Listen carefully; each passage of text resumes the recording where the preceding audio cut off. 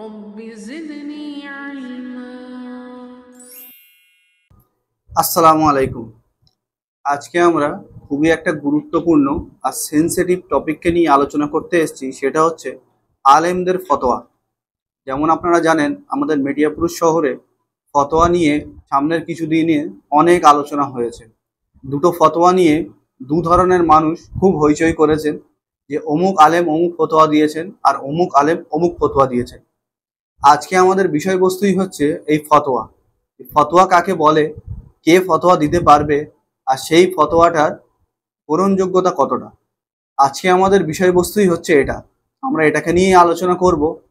এই কথা বলেই আজকে আমরা আমাদের আলোচনা শুরু করছি। আউযু বিল্লাহি মিনাশ শাইতানির রাজিম। বিসমিল্লাহির রহমানির রহিম। রব্বি ইশরাহ লি সাদরি ওয়া ইয়াসসির লি আমরি ওয়াহলুল উকদাতাম মিন লিসানি ইয়াফকাহু কওলি। রব্বি ইয়াসসির ওয়া লা তুয়াসসির ওয়া তাম্মিম বিল খায়র। লা হাওলা ওয়া লা কুওয়াতা ইল্লা বিল্লাহিল আলিয়্যিল আযীম। হাসবুনাল্লাহু ওয়া নি'মাল ওয়াকিল। ইয়া হাইয়্যু ইয়া কাইয়্যুম বিরাহমাতিকা আস্তাগীথ। আল্লাহুম্মা সাল্লি আলা মুহাম্মাদিন ওয়া আলা আলি মুহাম্মাদ। সর্বপ্রথম আসুন আমরা বুঝি ফতোয়া মানে কি। যখন আল্লাহ রসুল দুনিয়াতে জীবিত ছিলেন, তখন সাহাবাদের মধ্যে কোনো রকম ইখতিলাফ হলেই তারা আল্লাহ রসুলকে গিয়ে জিজ্ঞেস করতেন যে, হে আল্লাহ রসুল, এই সিচুয়েশনে আমার কি করা প্রয়োজন বা আমাদের কি করা প্রয়োজন। তখন তো আল্লাহ সুবহানাহু ওয়া তাআলা কোরআনের আয়াত নাজিল করতেন, অথবা ওহী দ্বারা আল্লাহ রসুলকে তার সঠিক ব্যাখ্যা জানিয়ে দিতেন যে এই পজিশনে আপনাকে কি করা প্রয়োজন বা আপনার সাহাবাদেরকে কি করতে হবে। সেই ওহির মাধ্যমে পাওয়া হুকুমকে আল্লাহ রসুল তারা সাহাবাদের কাছে ছড়িয়ে দিতেন, জানিয়ে দিতেন যে এই ব্যাপারে হচ্ছে এটা সঠিক রায়, এটা তোমাদেরকে করতে হবে। এই কথাটাকে বলা হয় ফতোয়া। যে কোনো বিষয়ে শেষ কথা বা কোনো বিষয়ের 100% সহি কথা, যে এই ব্যাপারে এটা হারাম, এটা হালাল, এটা করা যাবে বা এটা করা যাবে না। এরপরে সাহাবারা একের পর এক খলিফা হন। তারপরেও তানাদের সময়ে অনেকগুলো সিচুয়েশন এমন আসে যেই জায়গায় তানাদেরকে কোনো ডিসিশন নিতে হতো। মনে করুন কোনো ফতোয়া দেওয়ার ছিল, সেই সময় সাহাবারা কি করতেন, সেই সিচুয়েশনটাকে আল্লাহর রসুলের কোনো সিচুয়েশনের সঙ্গে মিলিয়ে দেখতেন যে এমন কোনো সিচুয়েশন আল্লাহর রসুলের জীবনে হয়েছে কিনা। যদি হয়ে থাকে আল্লাহ রসুল সেই সিচুয়েশনে কি বলেছেন। যদি সেম টু সেম সিচুয়েশন হয়ে থাকে তাহলে আল্লাহ রসুলের কথাটাকেই তারা আগে বাড়িয়ে দিতেন। আর যদি দেখতেন যে সেম টু সেম না, কিন্তু কিছুটা মিলছে তার সঙ্গে এই ব্যাপারটা, তখন কি করতেন, আল্লাহ রসুলের সেই কথা থেকে ইস্তেহাত করে তারা কোনো একটা হুকুম, কোনো একটা ফতোয়া জারি করতেন। অনেক সময় দেখা গেছে সাহাবারা কোনো ফতোয়া দিয়েছেন, আবার অন্য কোনো সাহাবা সেই ফতোয়াটাকে চ্যালেঞ্জ করেছেন যে আপনি যেই কথাটা বলছেন আসলে আল্লাহ রসুল এরম কথা বলতে যায়নি বা এমন কোনো কথা বলেননি, বরং আল্লাহ রসুল অমুক কথা বলেছেন বা অমুক রিজনে অমুক কথা বলেছেন। তো এই যখন দুই ধরনের সাহাবাদের মধ্যে ইখতিলাফ হতো, তারপরে তাবেঈনরা সেই সাহাবাদের মধ্যে থেকে যার কথাটা বেশি সঠিক হতো তাদের কথাটাকে তারা গুরুত্ব দিতেন, ফলো করতেন। এইভাবেই ইমামরাও আসে, ইমামরাও এসে সেই সেম জিনিস করেন। তানাদের সময়ে যেই প্রবলেমগুলো উঠে দাঁড়ায়, তানারা আল্লাহ রসুলের জমানা থেকে ইস্তেহাত করে তানারা সেই প্রবলেমের সলিউশন দিতেন। এইভাবেই ফতোয়া জারি হওয়া শুরু হয়। কিন্তু মনে রাখতে হবে, এই সমস্ত ফতোয়াগুলো, এমনকি সাহাবাদের ফতোয়াও, সেটা কোরআন বা হাদিস না, সেটা কোরআন আর হাদিসের ইস্তেহাদ। তানাদের কথাটা সঠিকও হতে পারে, আবার তানাদের কথাটা বেঠিকও হতে পারে।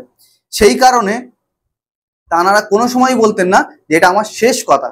যেমন আপনারা 4টে ইমামের কল জানেন, যে 4টে ইমাম বলেছিলেন যে আমার কথা যদি আল্লাহ রসুলের বিপরীতে চলে যায় বা আমার কথার বিরুদ্ধে যদি আল্লাহ রসুলের কোনো হাদিস তোমরা পেয়ে যাও, আমাদের কথাটাকে দেয়ালে ছুঁড়ে মারো।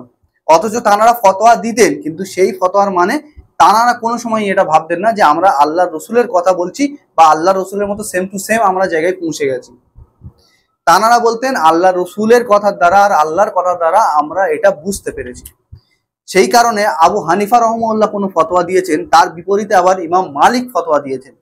ইমাম মালিক কোনো ফতোয়া দিয়েছেন, তার বিপরীতে আবার ইমাম শাফি কোনো ফতোয়া দিয়েছেন। ইমাম শাফি কোনো ফতোয়া দিয়েছেন, তার বিপরীতে আবার ইমাম আহমদ ইবনে হাম্বল কোনো ফতোয়া দিয়েছেন।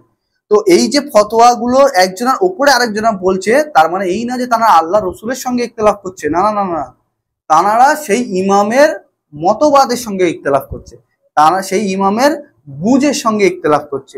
বোঝা গেল? তো এটা হচ্ছে ফতোয়া।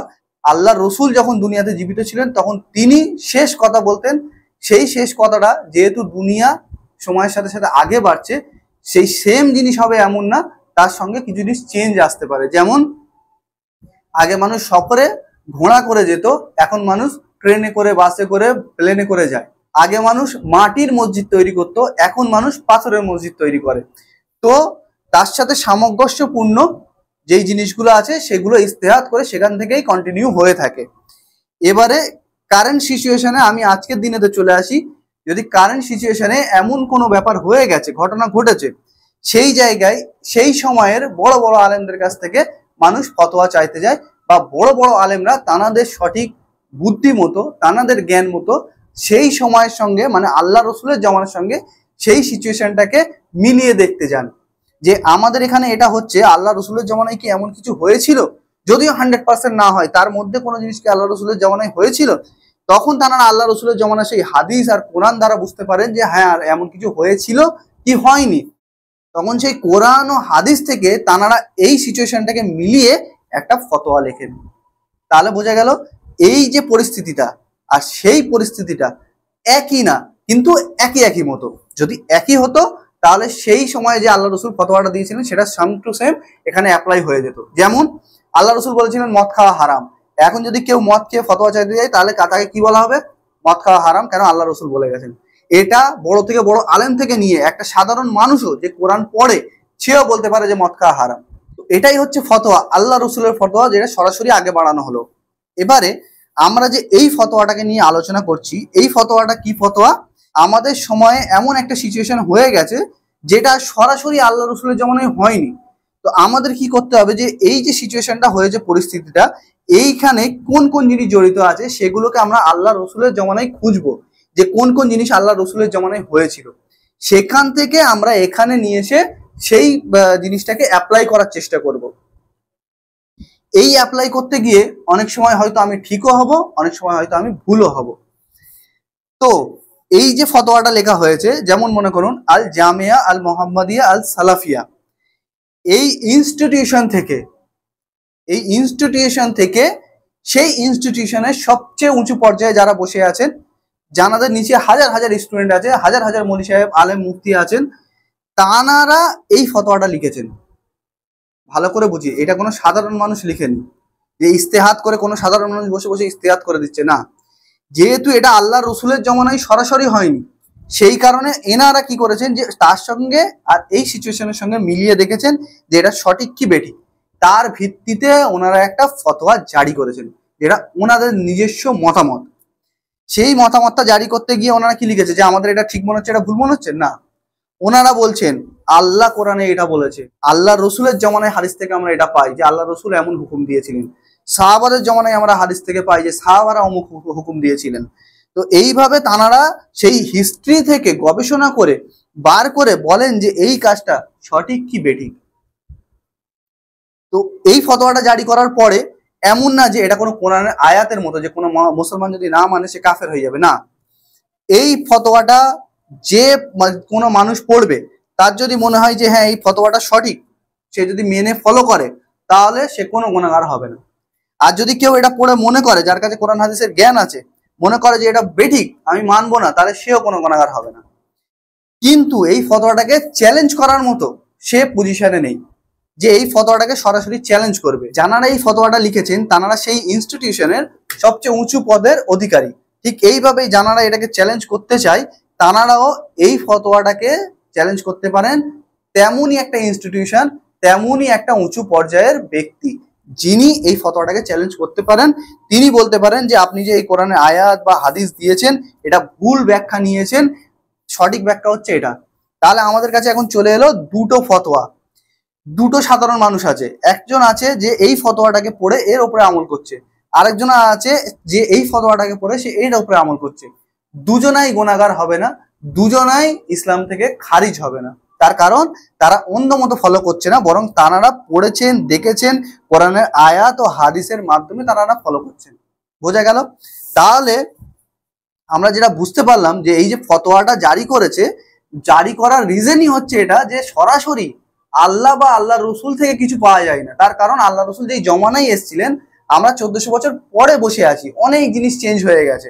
তো সেই কারণে তারা সেখান থেকে ইস্তেহাত করে নিজেদের একটা রায় বা সঠিক আন্ডারস্ট্যান্ডিং আপনাদের কাছে প্রেজেন্ট করেছে। আপনারা যদি এটা মনে করেন সঠিক, তাহলে আপনারা এটা ফলো করতে পারেন, আর যদি মনে করেন বেঠিক, তাহলে আপনারা এটাকে নাও ফলো করতে পারেন। আমাদের মিডিয়া পুরুষ বা ইন্ডিয়াতে যেহেতু ইন্ডিয়ান কনস্টিটিউশন চলে, ইসলামিক কনস্টিটিউশন চলে না, সেই কারণে যদি কেউ এটাকে আইনি ভাবে চাপাতে চায়, মানে সমস্ত মানুষকে এটা ফলো করতেই হবে, তাহলে কি করতে হবে, এটাকে সুপ্রিম কোর্টের মধ্যে নিয়ে যেতে হবে, নিয়ে গিয়ে এটাকে পিটিশন ফাইল করতে হবে যে আমরা এই ফতোয়াটা লিখেছি, এই হিসেবে মানুষকে, মুসলমানদেরকে মানতেই হবে। তখন যদি সুপ্রিম কোর্ট এটাকে ফাইনাল করে দেয় যে হ্যাঁ এটাই সঠিক, এটা মুসলমানদেরকে মানতে হবে, তাহলে সব মুসলমানরা এটা মানতে বাধ্য, চাই আপনার এই ফতোয়াটা ভালো লাগুক বা না লাগুক। কিন্তু যতক্ষণ এটা সুপ্রিম কোর্টের অর্ডার ছাড়া কোনো একটা ইনস্টিটিউশন থেকে আসছে, তখন কোনো মানুষ এটাকে মানতে বাধ্যতামূলক না। এবারে চলে আসুন, এই ফতোয়াটা তো গেল, আর একটা ফতোয়া আমরা শুনছিলাম যে মসজিদের মেম্বার থেকে, কোনো একটা মসজিদ থেকে খুতবা দেওয়া হয়েছে ফতোয়া। সেটা কোনো ফতোয়া না, কোনো মসজিদের মেম্বার থেকে ফতোয়া দেওয়ার কারোর অধিকার নেই।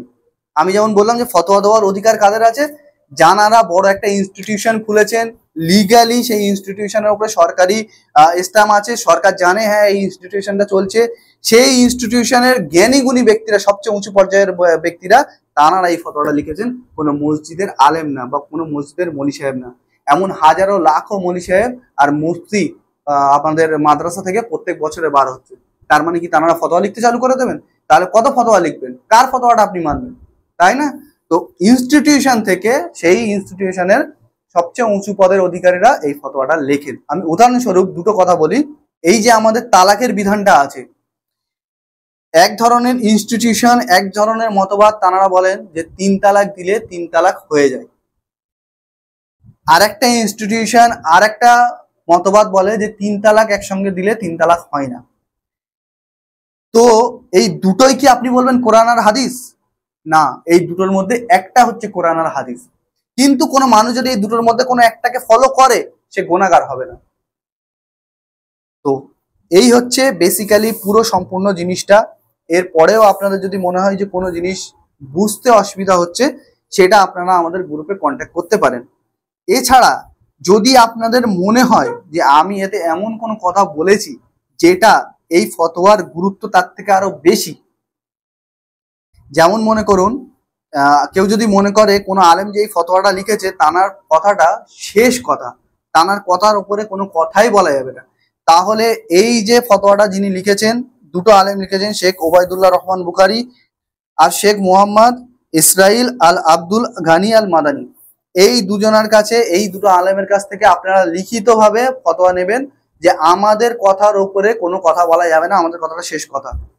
আমি আপনাদেরকে বলে দিচ্ছি যে তানারা কোনো সময় এটা লিখবেন না। তার কারণ কোনো জ্ঞানী ব্যক্তি কোনো সময় বলবেন না যে আমার কথাটা শেষ কথা। না আবু হানিফা রহমাহুল্লাহ সেই জমানায় বলেছিলেন, না এখনকার জমানায় কোনো আলেম এটা বলতে পারে। এটাই বলতে পারবেন যে আমার ট্রু আন্ডারস্ট্যান্ডিং এটা। আপনার যদি ঠিক মনে হয় আপনি ফলো করুন, না যদি আপনার মনে হয় যে আমি ভুল, আমাকে ফলো করবেন না, আপনার হিসাব আপনি দেবেন। বুঝতে পারলেন? তো আমার কথা যদি আপনাদের মনে হয় যে ভুল বলেছি, তাহলে আমি যেটা বললাম এই প্রসেসে গিয়ে এই আমলটা আপনারা করার চেষ্টা করবেন। এছাড়া আমি যেহেতু মানুষ, আমার দ্বারা ভুল হতেই পারে, সেই ভুলটা আপনারা আমাকে আহসানভাবে জানিয়ে দেবেন। যদি আমি ভুল এখানে কিছু বলে থাকি, সেটাকে আমি অন ক্যামেরায় এসে রেকর্ড করাবো, এমনকি আমি এই ভিডিওটাকেও ডিলিট করে দেবো যেহেতু ভুল ইনফরমেশন যদি আমি দিয়ে থাকি। এই বলেই আমি আমার কথাকে শেষ করছি। সুবহানাকা আল্লাহুম্মা বিহামদিকা আশহাদু আল্লা ইলাহা ইল্লা আনতা আস্তাগফিরুকা ওয়া আতুবু ইলাইক। আমা আলাইনা ইল্লাল বালাগুল মুবিন।